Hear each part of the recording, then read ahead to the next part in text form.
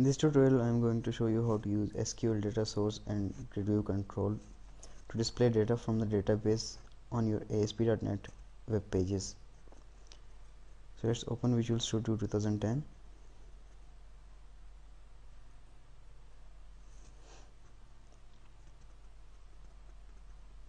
Let's create a new website by going to File, New, Website. Select ASP.NET website. Let's rename it to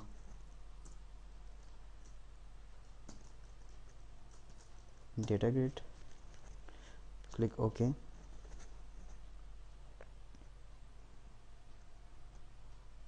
So here's our default.aspx page.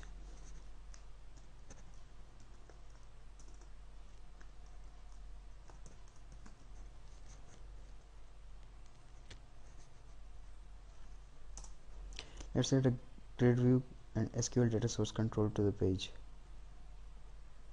Enter a GridView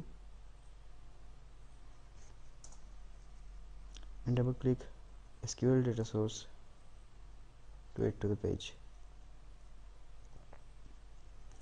Now we will configure our SqlDataSource. So let's configure it. I'll select my database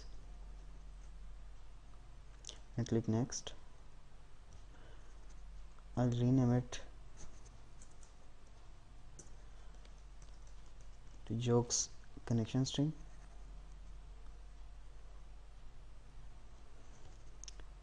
Here are the various fields in the jokes table. I'll select them all. Click next. Let's test the query. These are all the records in our jokes table. Here's the query.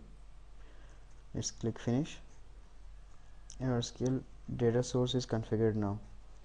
Now we will have to connect our GridView control to this SQL data source.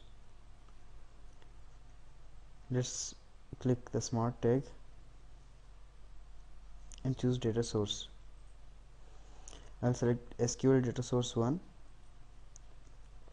which is the data source we have just configured on our page.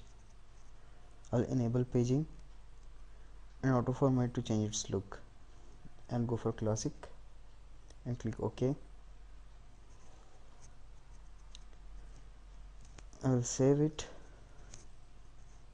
and view this page in the browser.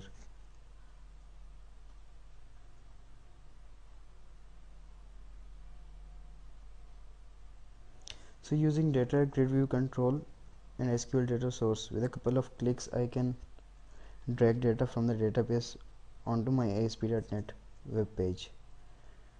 We can navigate through various pages